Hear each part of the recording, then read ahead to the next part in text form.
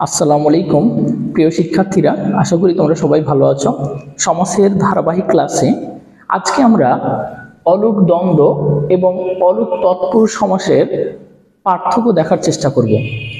তো অলুক দ্বন্দ্ব এবং অলুক তৎপুরুষ সমাস চিনতে হলে বিভক্তি চিনতে হবে আগে। তো আমরা এইরকম ভাবে বলতে পারি যে অলুক দ্বন্দ্ব সমাসটা এমন হবে যে ব্যাস বাক্যের এই পূর্বপদ এবং পরপদের দুই জায়গাতে একই রকম বিভক্তি থাকবে, আর বিভক্তি দুইটি সমস্ত পদে গিয়ে লোপ পাবে না। লোপ না পাওয়া অর্থ বিভক্তিটি হারিয়ে যাবে না।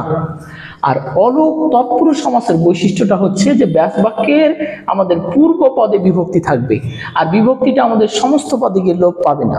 যদি লোপ না পাই তাহলে সেটা হয়ে যাবে কি অলুক তৎপুরুষ সমাস। আমরা দেখি এখানে আমরা একটা উদাহরণ ইউজ করেছি, জলে ও স্থলে। তাহলে এখানকার অরিজিনাল শব্দটা কিন্তু হচ্ছে জল, আর এটার সাথে কি রয়েছে আর এখানকার অরিজিনাল শব্দটা হচ্ছে স্থল, এখানের সাথে আছে দেখো যে এখানেও আছে এখানেও আছে, বাট এই দুইটা আমাদের এখানে লোপ পাইনি। এখানেও আছে এখানেও আছে, তাহলে দুইটা জায়গাতে আমাদের একই রকম বিভক্তি আছে, সপ্তমী বিভক্তি। এখানে গিয়ে লোপ পাইনি, এই কারণে এটাকে আমরা বলবো অলুক দ্বন্দ্ব সমাস। কিন্তু এখানে আমরা ইউজ করেছি মাটির মানুষ, সমাস হচ্ছে মাটির মানুষ।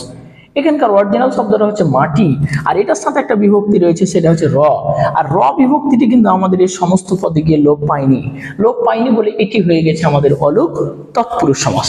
আবার আমরা এখানে দেখছি দেশে বিদেশে, তাহলে এখানকার অরিজিনাল শব্দটা হচ্ছে দেশ, আর দেশের সাথে একটি বিভক্তি আছে, বিভক্তিটা হচ্ছে আবার এখানেও আমাদের আছে বিভক্তি আছে দুই জায়গাতে আছে।